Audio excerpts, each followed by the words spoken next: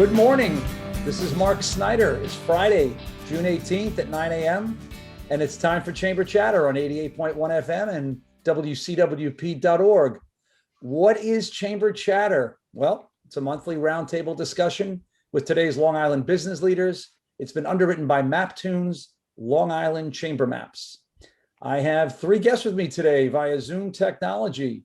From the North Fork Chamber of Commerce, President Linda Sweeney, Ari Goodman, he's the president of the Greater Westhampton Chamber of Commerce. And we also have the president of the Montauk Chamber of Commerce with us today. His name is Paul Monte. Now, you may be sensing a theme with today's program, and you'd be right. With the first day of summer just 2 days away, we're focusing on the great East End of Long Island. So Linda, Ari, and Paul, thank you for joining me today on Chamber Chatter. My pleasure. So let's talk. Linda, I'm going to start with you. The North Fork Chamber covers a very wide geographical area, especially when compared to most chambers, which represent a town. Can you talk for a second to us about the communities that you represent? But also, I want to know how and why this chamber came about. Well, we have several hamlets that are part of the North Fork Chamber. There is a Montauk Chamber, but from Montauk out to Orient, we have all combined all hamlets to be the North Fork Chamber of Commerce. And, basically our mission is to help provide, stimulate the local economy, advocate for our businesses. And we've been around for a very, very long time. Now, why was it necessary to combine the chambers? Because I would think that, say, a Greenport chamber on its own might be more effective in promoting its community as opposed to sort of painting with a little bit of a broader brush and saying the North Fork Chamber of Commerce. What was the impetus to combine the chambers? It was actually, to increase the communication. Because even though Greenport is a large town, Peconic is a small town, Cutchogue is a small town. Southold does not have as much businesses as Greenport. So that's why it was definitely conducive for us to combine. Okay, so the small handful of towns on the North Fork that are not represented by the North Fork Chamber, what is your relationship like with those groups? Like you mentioned, you mentioned Montauk. Right, and Shelter Island has their own chamber, and we all belong to each other's chambers, and we do joint events. In the fall, we do a Meet the Candidates, which we share with the Montauk Chamber of Commerce. So, we all have the same mission, is to really help provide it, like I said, information and to help our businesses grow. Okay, so I'll take this a step further. So why wouldn't the Montauk Chamber just say, you know what, let's join the North Fork Chamber, let's dissolve our chamber, and let's all become one North Fork Chamber? Well, you never know. So that could happen. Maybe we'll have to have you back on next month and you'll tell us some news. Maybe you could have us in the fall. Okay, good to know. Ari, Yes. welcome to the program. I want you to know that my wife and I love Westhampton. Great. For my listeners who have never been there before, tell us about the Greater Westhampton Chamber of Commerce and the communities that make up your chamber. Well, we promote business just like all other chambers. Right now, we're looking to promote business. We're looking to end this COVID fiasco. We are pushing everyone to get vaccinated so all business can be back as usual. We have a very successful farmers market that brings many people into town that then go to our businesses. And all our vendors are either vaccinated or wearing masks. And, even last season, last summer was one of the most successful years ever. So and it's just Westhampton and surrounding areas. Okay. You refer to it as the Greater Westhampton Chamber. So to follow up on that, are there other? Oh, it's Westhampton, it's Remsenburg, it's Spionk, it's Quag, it's Quiog. It is. Okay. So you represent quite a few communities as well. Right. Okay, good. If my count is correct, there are 6 Hamptons, right? We've got Westhampton, Westhampton Beach, the distinction, correct? Well, Westhampton Beach is a village. Westhampton is a hamlet. But separate zip codes, correct? Right. And they're all part of the town of Southampton. Okay. But Southampton has its own chamber. We had them on last month. Right. Southampton Village has a chamber. Right. And then you have East Hampton and you have Bridgehampton and you have Hampton Bays. Correct. Am I leaving anyone out? Is there a Northampton? There actually is a Northampton. Yes, there It's is. up to Riverhead. All right. So the reason, Other villages that don't have the name Hampton in it that are part of the Hamptons. There's so the Waterville. reason I asked that about all the Hamptons, how challenging is it for you as a president of the Greater Westhampton Chamber to distinguish yourself amongst all the other Hamptons on the South Fork? We don't really need to we work with other chambers. All 5 chambers of Southampton, we have calls once a month together. We all want to promote business and get everyone to come out to the Hamptons, whether it's from Westhampton. Actually, Remsenburg is the farthest west, and Montauk is the farthest east. And we want everyone to come and support all our businesses. So there's really no reason to try to distinguish ourselves. So you do, my next question was, do you do any cross promotion or collaboration with the other Hamptons? We do. We actually work on grants together. We do some events together.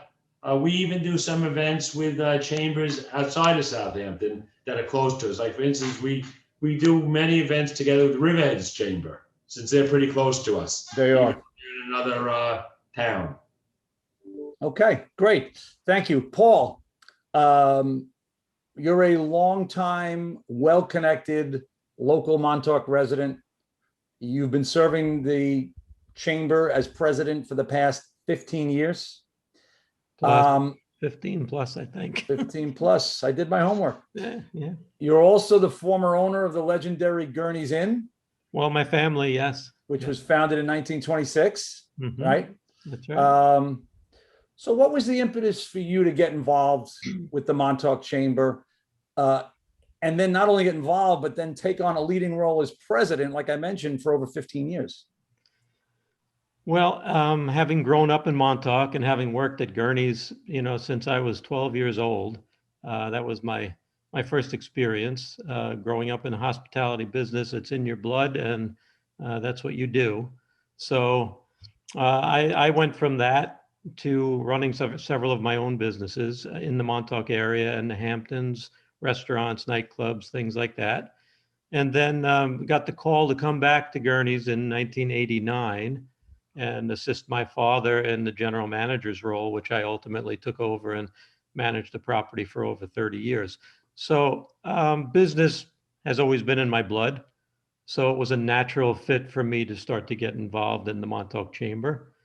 So I started by becoming active and getting elected to the board and serving on the board for several years, and then ultimately becoming the president. And for whatever reason, whether nobody else wanted the job or whether I was doing a good job at it, I ended up there for about 16 years. And that's where I sit right now. So was it your great grandfather who founded Gurney's Inn in 1926? Actually, the story goes, it was my uncle. Your uncle. My family had a long-standing family restaurant in Brooklyn from 1906, which was started by my grandparents. And my father and his 6 brothers were all a part of that restaurant. And then his older brother, Nick, came out to Montauk one day with one of their customers from Brooklyn and fell in love with Montauk and asked Mrs. Gurney, who was running the small Gurney's Inn at the time, if she was ever interested in selling, to please let him know. And within a few months, she called him, and the rest was history. Wow. And now you have new owners there. Now there are new owners as of 2015, exactly. Yes. Yeah, they've done a nice job with it as well. Yep, they have. last year, there was a well-documented story about the local Montauk residents feeling a little overrun by the visitors and trying to find a reasonable and healthy compromise balance between the two. How did you tackle that? Well, I don't know that you ever fully tackle that situation. It's something that we've dealt with in Montauk for many years. Can you give my audience just a little background on specifically what we're talking about, the issues Sure. that you're confronted with? Sure. Well, Montauk is a small fishing village, at its heart and soul. It's a 3,000 person year-round community, very small, tight-knit community. Very little in terms of industry outside of tourism, fishing, contracting, and nowadays real estate, which is very exciting and hot. But the people of Montauk live a very quiet existence 9 months out of the year, and 3 months out of the year, it's the complete opposite.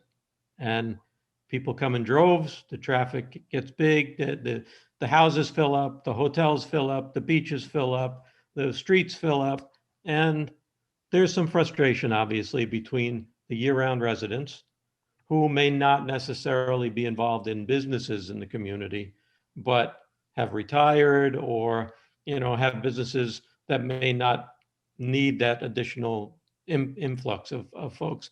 So you always get that little back and forth between people. And the one thing that you never want to lose is the authenticity or the soul of an area, of a community. And it can happen very easily when you've got huge numbers of people coming into town and trying to put their own mark on that community and trying to change the community. So there's always that constant battle, but the reprieve and the reset, I think, happens, now our season is a little bit longer now, probably 5 to 6 months, not full bore, but a nice steady stream of folks, tourism related. But the other 6 months, it's quiet. So that's where you get your reset. So every year you go through this sort of push and pull, and you do your best to try to hold on to that soul of the community. How about you, Ari? You go through that as well? Well, normally we go through that. This past year with COVID,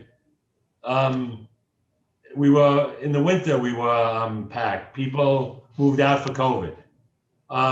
And the last couple of years, more and more people, even without COVID, have started to move out full time.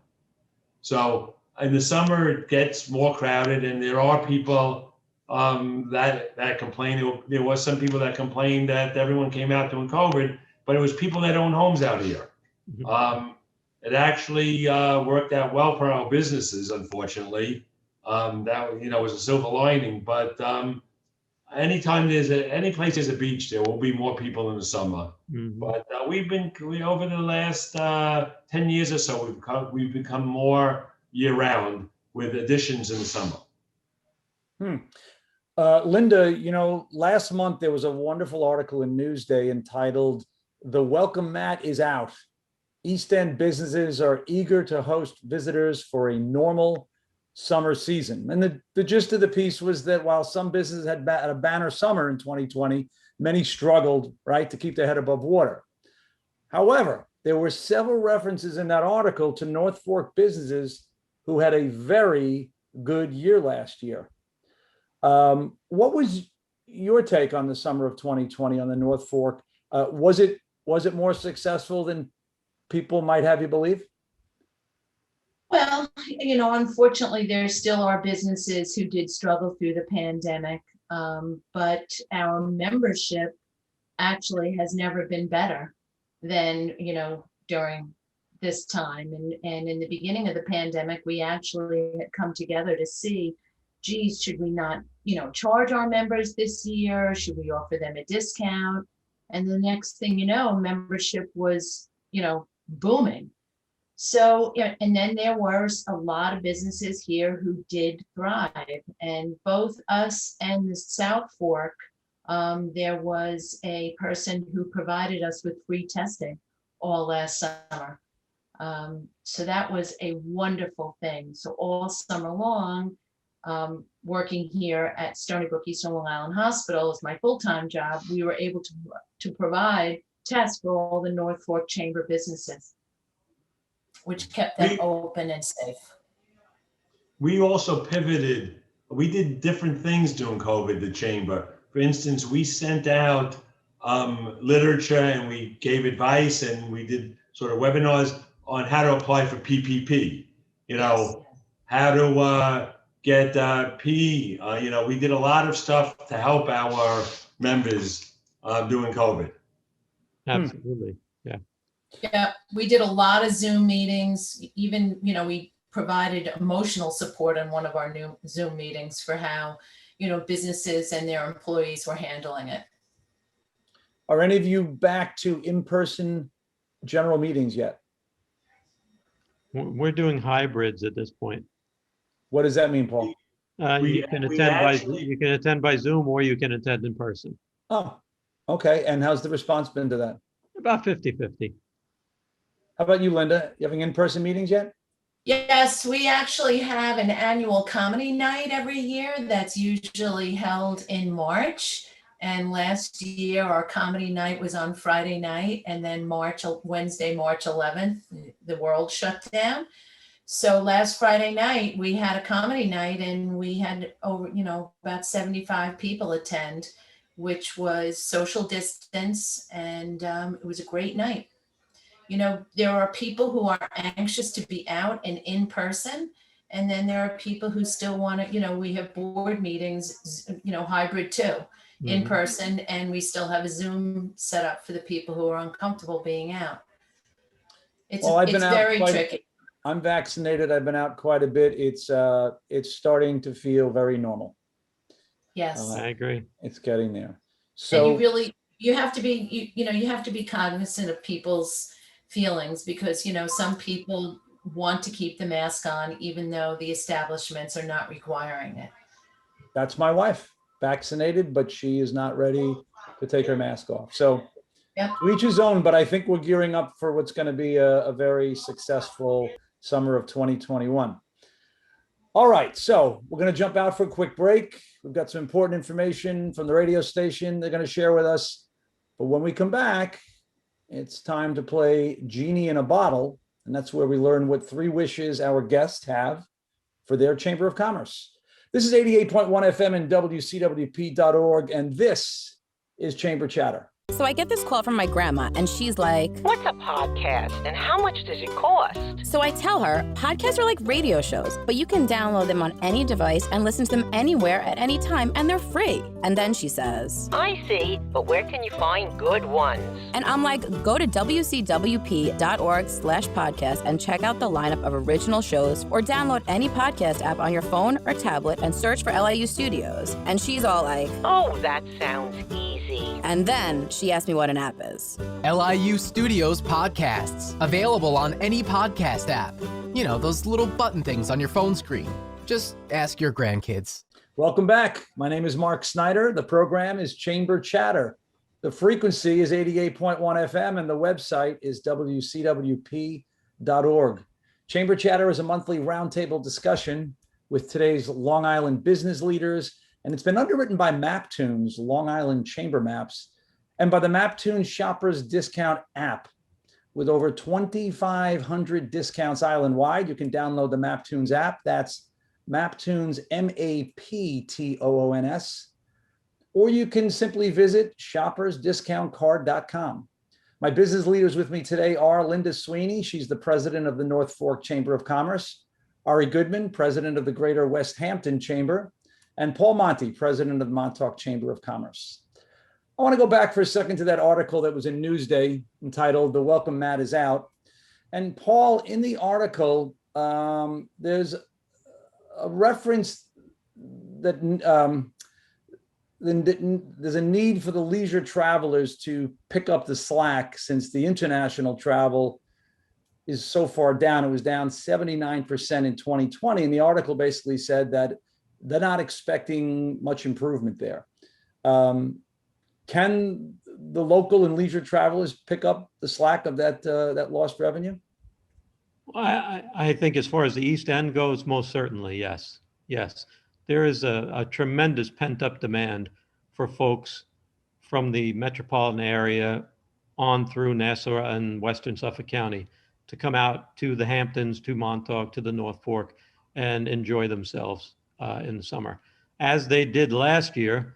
But this year they're going to feel a little bit more normal, and they're going to feel a little bit more easy and comfortable with getting out and about and going to restaurants and going to the beach and doing things as they would normally do. So I think that the percentage of international traveler on the East End has never been a tremendous percentage. It's always been some, and they're great because they're longer stays and they do spend more normally on average. But I believe that we've got plenty of population that can pick up that slack.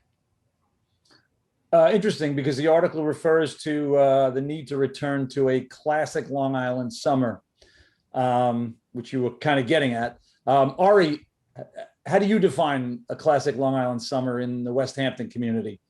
Describe a classic summer for you.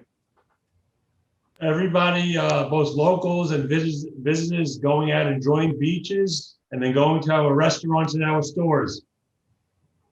And the streets are filled and the vendors are happy and the merchants are happy. And we have art show, a couple art shows each summer. They're all filled. You know, we have theaters, we have, just everyone having a great time. Now, are your summer programs and your typical summer plans, are they in effect for this summer? They're in a hybrid. Last year, they were affected tremendously. This year, it's still wait and see in some things. We have art shows coming up. We don't know yet whether we're going to have to fence them in and limit the amount of people into them.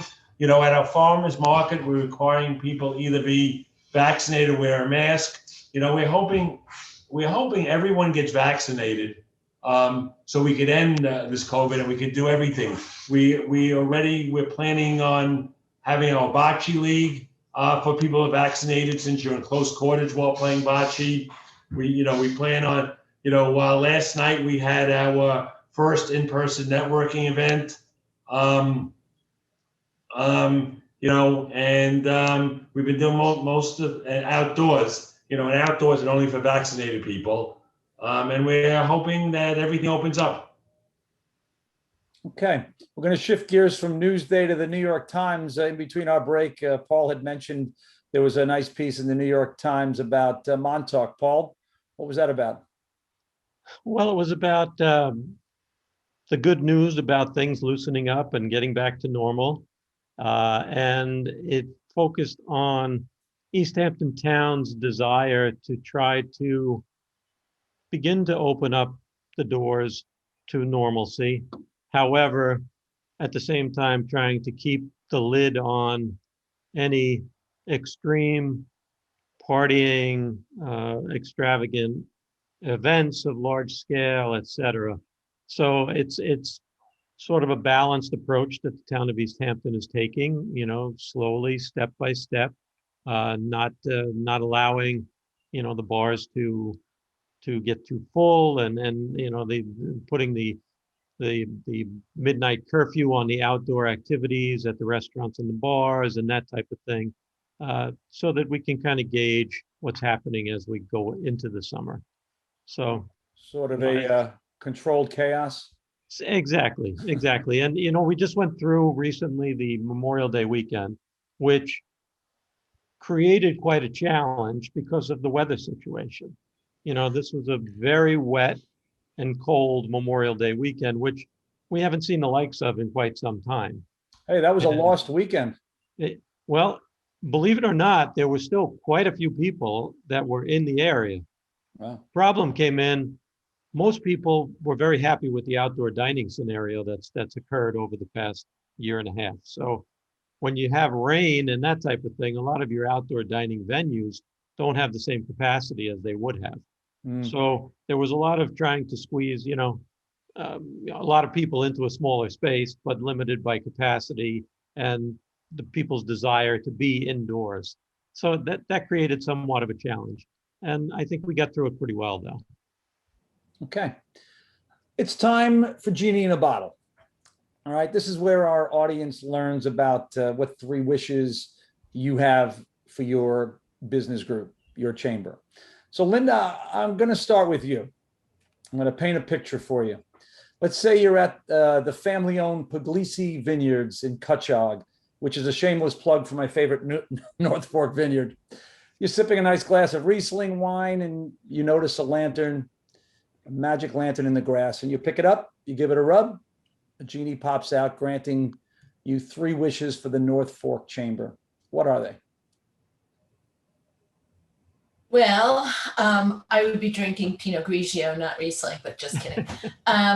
My 3 wishes would be that there would be more networking groups within my chamber. I'm a firm believer of that. I feel that business knows business. It's a way to introduce people. Asking people, hey, do you know Linda Sweeney? I need to have a meeting with her. My second wish would be to improve our communication. I just feel that there's always a way to increase communication, newsletters and e-blasts, but other means. And then my third wish would be to provide a career center. I really wish that we could help the local businesses with hiring people, because that is a huge struggle everywhere here. Even for our 70-bed hospital, 420 employees here in Greenport, it's a struggle. You talked about the need for more networking groups. I have asked this question for years. I've never heard that because most chambers do networking events. So when you say the need for more specifically, what are you referencing? Well, we have our monthly dinner meetings, but I would like to get more of provide more of networking for people's needs, specific business needs, by connecting them. So it's really people, outside of the chamber. I would like to really engage everybody in the local communities. And are you thinking about like splintering off and doing like a restaurant networking group and a professionals networking group, that kind of thing? Well, I mean, I would love to do that, but I'm not, thinking of it. But I just think that I think we need to be out there, communicating more amongst one another to help one another. Well, hopefully, and we, go ahead. We do that very well as a chamber. I mean, our meetings are well attended. Yeah. I mean, I think, we all will agree that the pandemic put a crimp in anyone's networking events. So now it's a matter of starting them back up. But I think there's going to be a huge appetite based on the last few programs we've done, huge appetite for businesses to get out and start socializing and meeting and networking again. So, okay. Ari, Yes. Let's say you're taking in a concert at the Westhampton Beach Performing Arts Center. And I'm so happy to see that there are concerts on the schedule for this summer. And under your seat, you notice a bottle. You pop it open, out comes a genie. Yes, right in the middle of the performance. So play along with me here. And the genie grants you 3 wishes for your chamber. What are you wishing for? Well, first, I'm wishing to eradicate COVID, because that will open everything up. And once you get rid of COVID, all the other wishes will happen. So to eradicate COVID and convince everyone to get vaccinated, all is one big wish. I mean, that's our challenge. Now, the second wish would be for all our businesses to increase revenue. We want everyone to, high tides raise everyone. We want everyone to start doing better, even though they're doing well. There's always room for improvement.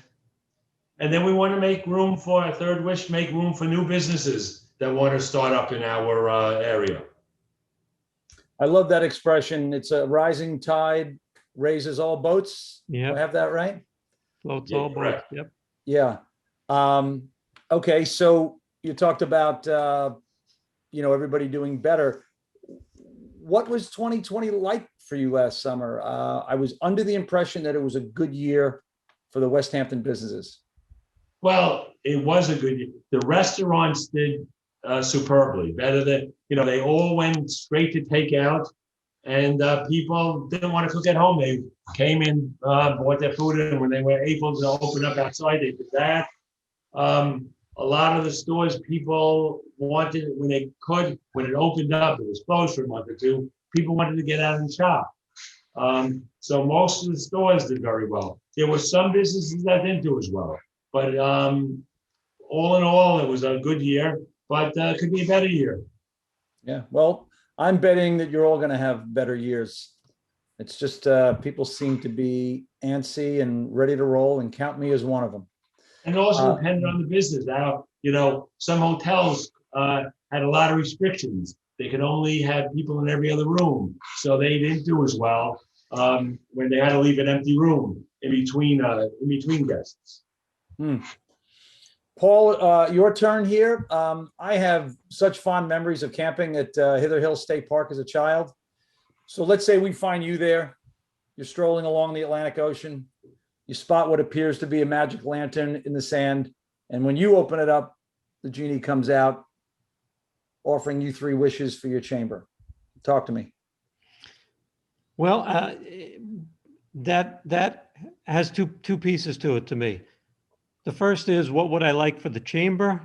The chamber, very simply, we want to continue to grow our membership. We want to be able to help as many businesses as we possibly can. So whichever businesses are out there that aren't currently members, we want to get them, and we want to make them, productive members of the chamber.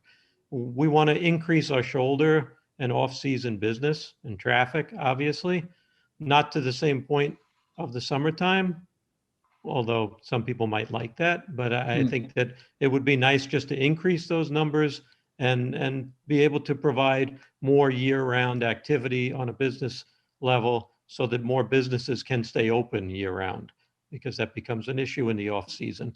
And then the other thing is just to continue to do value-added things for our benefit, for our members, increase our member benefits, help them with their digital presence, provide them with resources that will help them find workers and housing and all of that type of thing. We just want to create more benefits to the long list of benefits that we currently have. And then you could look at that question also in terms of, what do I think, or what are my wishes for the community, the Montauk community? And with respect to that, number one, I mentioned earlier, was maintaining that Montauk character, that authenticity, that soul of Montauk, by increasing business and not losing that. The other 2 things that are very important to our community are, we have been trying for years to create a downtown wastewater district, because our groundwater is so precious. We'd like to create a situation similar to what Ari has over in Westhampton, where our downtown businesses are all piped in and the wastewater is being treated appropriately. And the last thing, which is truly an important endeavor and has been on the table for over 50 years, is the FIMP project, which is the Army Corps of Engineers Fire Island to Montauk Point project, which is replenishing the sand on the beaches.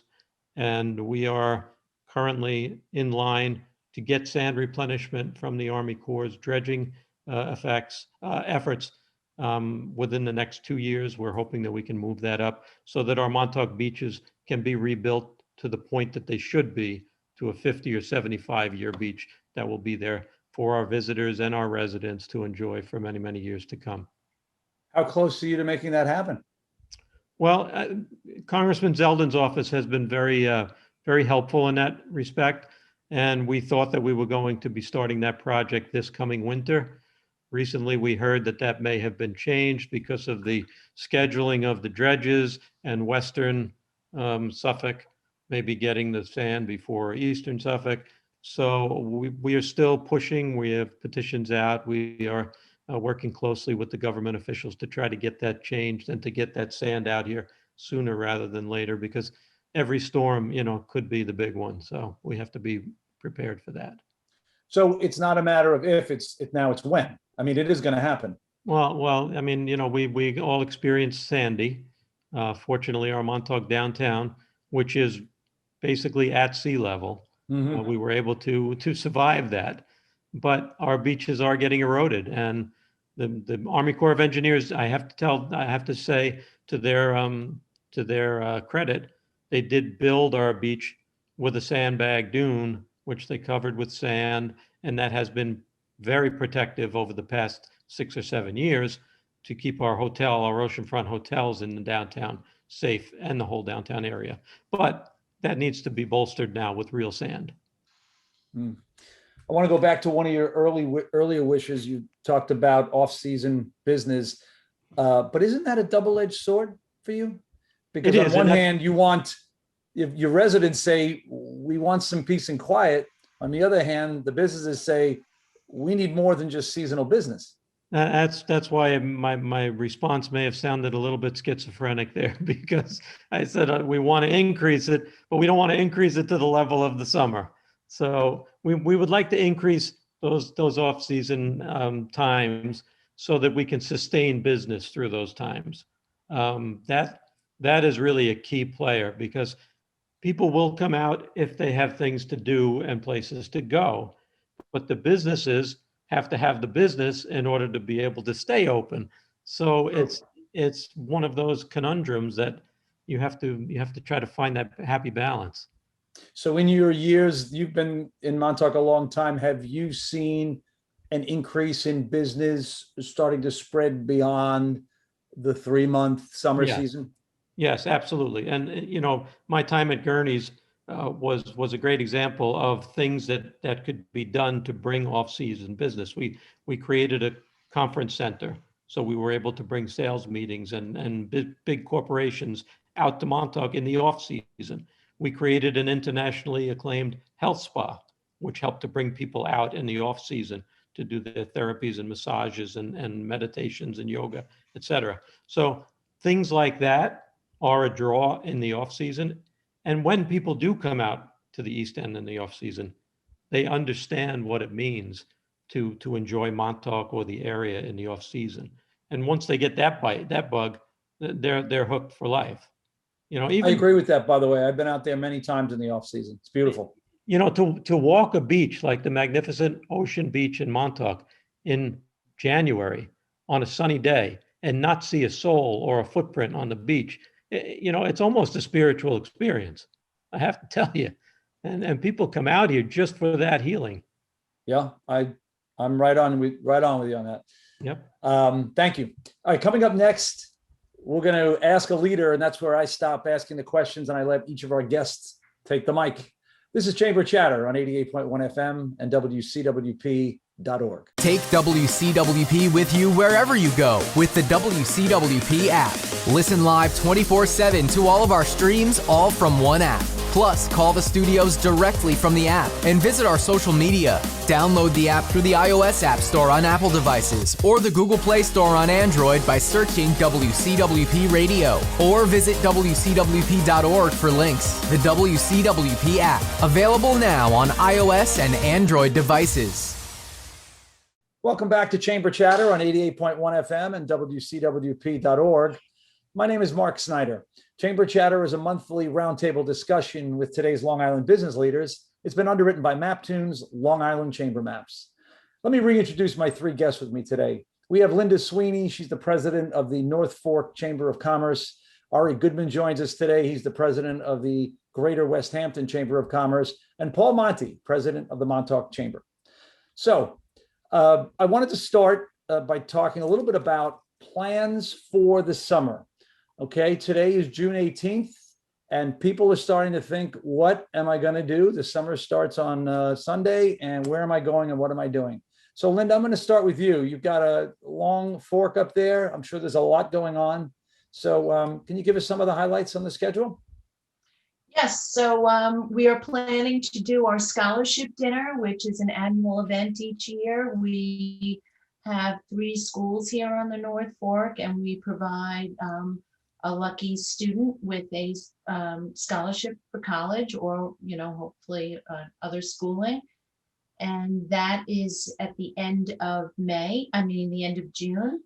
And then in September, Greenport has its annual Marathon Festival, which we take part of, and we're in the parade. And then in October, we plan our golf outing at Island's End in Greenport, which is probably our #1 event of the year and helps us raise the necessary funds to give these students these scholarships. So we have a busy summer ahead of us. Were those events canceled last year, or did you have some Yes. modified version of them? No, they were all, everything was canceled. Wow. And Maritime Festival sees, 30, 40,000 people. It's a 2-day event in Greenport. So it's great for the local businesses. So those are back on. That's great. How about you, Paul? What's Montauk got up its sleeve? Well, Montauk has, we started our farmers market last week, which happens every Thursday through the summer, and then every Friday into November. So that's on the green in Montauk, very popular farmers market, larger than ever this year. And some of the proceeds from that farmers market, by the way, go to support the Montauk Food Pantry, to which we've donated almost $100,000 since inception. So Wow. it's a great win-win-win situation, that farmers market. We start our concerts on the green, free concerts in the gazebo on the green, starting on June 28th. So that'll be a week from this coming Monday. And we've got great live bands, and people come with their blankets and picnics and just sit there on Monday evening and listen to the music and enjoy the camaraderie. I take it that didn't happen last year, right? No, it did not. No. Yep. And we are in the process of doing planning an outdoor movie series on our big soccer field in town. So we expect that to be happening in July and August. And then there is a concert going on at the Montauk Lighthouse to benefit the lighthouse, which is being put on by the Montauk Music Festival. It's August. I don't know the date off the top of my head, but the Montauk Sun newspaper has the calendar and all the information. It's actually headlined by the Marshall Tucker Band. So that's going to be an exciting concert out there. And then once October rolls around, Columbus Day weekend, we'll have our huge fall festival and chowder contest, which everybody looks so forward to, and which was very, very modified last year and didn't resemble our normal one, but hopefully this year will be much closer to the past. Okay, and Ari, how about you? What's happening in Westhampton this summer? Okay, so we've already started our farmers market, which is one of our biggest draws. Typical summer day, we'll get 2,500 to 3,000 people coming through our market and then going out into town. And through the market, we also raise money for student scholarships. We have our art shows planned. There'll be one less this year than normally because we missed the Memorial Day one, but we have 3 shows planned. We have networking meetings planned. We'll have a sidewalk sale probably in the fall. We have Oktoberfest coming up. We have concerts on the green. We're going to have, with the library, we have movie nights. Actually, even during COVID, we converted our regular movie night to a drive-in movie night. So we had that one of the parking lots of one of our restaurants. And we're just looking forward to a great season. I'm so happy to hear this. Last summer I asked this very same question to 3 chamber presidents, and all we heard were crickets. So it's great to hear that. I'm being facetious, but it's great to see that the chambers and the local businesses are getting back up and running. Very exciting stuff. Okay, it's time to ask a leader. What happens here is I turn off the mic. I let our guest with us today ask the question. So, Paul, I'm going to start with you. Do you have a question for either or both of our very established chamber presidents here with us today? I do. So the first one will be for Ari. Ari, I don't know how involved you were with the sewer work that was going on in Westhampton Beach in the village. Are you familiar with that? And were your business members a part of that construction area? Actually, the sewer work is going on right now. Okay. Last summer, we actually redid Main Street. They ripped up the whole street. They ran, electric lines. They ran water lines. They ran cable lines. So we got rid of all the electric poles from town, which makes the town look much better. The street was actually caving in. It really needed it. It actually started before COVID. Some of the businesses, you'll always have people like to complain, and the back doors were open for business. There was actually one business owner that through social media said you can't breathe in town instead of saying come to town through our back doors. Most of the businesses did okay, but then the double whammy was COVID. We had fences that we actually decorated, before COVID to make the town look nicer. And now everyone's saying how great it was. And, we had to bite the bullet and do that. The only thing we did with the sewer last summer, the sewers are being run now to the airport. They were smart enough. It was the village, not the chamber. They ran a pipe from one side of the street to the other so that they don't have to break up the street while they're putting in the sewers now. And if you drive through town, you'll see pipes all on the street. They're running the sewer up to the airport, which will help us on Main Street allow for more restaurants. We couldn't have any new restaurants because of the septic tanks going out into our waterways. So, it takes time. So it was two separate legs. It's a 2-year project, but I think every village in town should bite the bullet and do the same thing. And then ultimately your business members are happy that it was done, even though it would cause a little pain in the process?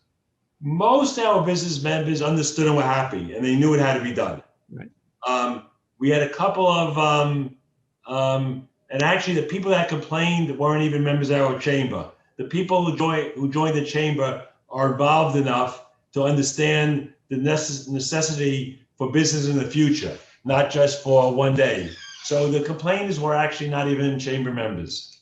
And how is the financial impact on them going forward? Are they going to have to pay for hookups and service and maintenance and things like that? Well, everything's hooked up already. Everything was hooked up right. The business, first of all, the businesses weren't involved directly. It was the landlords. A couple of people own their own buildings, and the village hooked the stuff right up to the buildings. There was some expense for landlords for new meters. There were slight expenses. Most expenses was through grants and through bonds and stuff. Took care of it. And I haven't spoken to someone who's not happy with how it looks now. Okay, that's valuable information because we're in the process of studying that right now. So, we're going to have to go through all of those growing pains. So I may be calling you on the phone and asking you for some advice. Call anytime, for that or for any other reason. Okay. Oh, you said you had a question for Linda? Yeah, you did. If I could, yeah. Yes, Linda, I know that the North Fork is tremendously popular in the fall. And I know that there is traffic issues and pushback from community and residents and things like that. How are you handling that as a chamber and, trying to balance all of those things? Because it's a beautiful time to be there. It's almost natural to want to promote that beautiful time. But at the same time, if you promote it, it's going to bring more people, which is going to cause more traffic. So how do you deal with that, from your perspective? Well, the traffic is an issue. We try and work with the local, government and the local officials to help with that and try and streamline some ways, maybe having trolley cars, doing some sort of parking areas. But we struggle with that every year. And the local, as much as it's good for the local farms and the pumpkin picking and even the wineries, it's one thing that, you have to weigh it. If you don't have the people out here and you don't have the traffic, you don't have the business. Yes. Linda, this comes up all the time on this feature, and we always refer to it as being a victim of your own success. Yep. Mm-hmm. There's not, it's a quandary because obviously you want business to grow. You want people to come out to your community. But the more that happens, the more parking becomes an issue, the more getting around town becomes an issue. So I think COVID has really kind of helped with that because we have, I'm sure as the South Fork, we have a lot of second homeowners who are now living out here full time. So you saw it in the local grocery stores where, in the wintertime, they didn't have to order as much food. And it wasn't due to the pandemic. It was due to the amount of people who were living out here that they just could not keep up with everything. And I think now that everybody has really figured it out, having more people here. Mhm. Ari, what would you like to know from our other two guests that are with us here today? First of all, Linda, you're not that far from us, and we already do joint networking events with Riverhead. So when are you going to join us for a joint networking event? I'll when I get my invite, I'll be there. Okay, will do. And Paul, you're a little farther away, but is there anything you could think of that we could do jointly? Well, I will tell you, Ari, we do have a great group called the East End Tourism Alliance, right? Brian DeLuca from the Aquarium is the president. I sit on the board with him, and we represent both forks, and we have representation from the Hamptons Visitors Council. We have representation from the North Fork Promotion Council, East Hampton Chamber, Montauk Chamber, pretty much the whole Riverhead Chamber. They're all represented there. So that is really the venue where we can all, commiserate or participate Or collaborate. or collaborate. Yeah, that's a better word, I guess. And I often speak to the president at Riverhead, to collaborate, and I think that's a great idea. Bob is great. Bob is great. And we're actually in the process. I just got off from a meeting this morning where we're doing a 3-season promotion through a grant from New York State, and it's going to be called End Up Here. And it's going to be a 3-season calendar, starting with Stay and Play in the summer, Fall Harvest and Oktoberfest in the fall, and then a holiday promotion for the winter. So we're creating this calendar and this $90,000 promotional marketing campaign. And there's production money for events, and all of these organizations in this area have to get involved with that so that we can utilize the money that's all there in one pot and promote the whole area, the Twin Forks, from Riverhead, all the way out to the east on both forks. So I highly recommend, if anybody's not involved with the East End Tourism Alliance, that we get together and we can have a little powwow, sit down in Riverhead, and we can put our brains together and come up with some great ideas. That's good stuff there, Paul. Thank you. Linda, how about you? Any questions? I have a question for both. My first question is for Paul, and being the president for so long, this is only my second year, how do you reinvent yourself each year? Good question. Yeah, it's a challenge, but being that we're a seasonal community and there is some turnover in terms of business and in terms of demographics and target markets and things like that, it's not as difficult as it may seem. Several years ago, we had one target audience and we had one group of businesses. Several years later, target audience is a little bit different. Some of the businesses have changed. Some of the feeling and some of the activities are different. So it sort of reinvents itself on its own. And then I just kind of go along for the ride and try to steer it. Linda, I think what Paul's saying is that since he only works 3 months out of a year, he's effectively only worked 48 months. So it's only 4 years. It's not that long, right? All right. Question for Ari. And Linda? Ari, what are your goals for 2021-22? Increase business and increase entertainment and fun. That's pretty succinct, Ari. So you got your work cut out for you. All right. Let's wrap it up. I'd like to give all of our guests an opportunity to tell our listeners what they do when they're not running their Chamber of Commerce. And believe me, it's a full-time job to run a Chamber of Commerce. But all of our guests here do something else with their extra time when they have it. So let's just quickly go around the horn. Paul, I know you sold gurneys last year. No, I'm sorry, no, 2015? 2015. Oh, I that was went fast. involved. I helped them through the transition for several years, but Okay. no longer. I do have a consulting company, hospitality consulting company, which has been fairly active through the pandemic with helping folks with the PPP loans and the help that was out there, and just trying to keep people's heads above water. So that keeps me a little bit busy. As far as the chamber goes, we're fortunate to have an executive director. We have a very qualified executive director right now in Kay Tyler. But prior to her, we had Lorraine Cregan, who served as our executive director for 16 years. So the chamber, the operations of the chamber are pretty much handled very well by our executive director. And I get to do the fun stuff like this and sort of work with the steering committee and the executive board and try to keep those things on track. So I'm pretty busy. And then once in a while, I run down to Florida for a little escape in the winter. Good for you. Linda, 30 seconds. What do you do when you're not running the chamber? I am the vice president of the foundation here at Stony Brook Eastern Long Island Hospital. I'm basically responsible for spearheading all of our fundraising efforts to raise the necessary funds to support the program and services here at the hospital. And I'm also in charge of all of our marketing and communications and public relations. Ari, same for you. 30 seconds. Tell me about yourself. Yeah, I have a full-time law practice. I do real estate law, wills and trusts, small business. My clients keep me busy. So between that and the chamber, I try to find time to go bike riding, go sailing, go boating, and go out to eat. That's great. Hey, thank you all for joining me today. Really happy to have you on.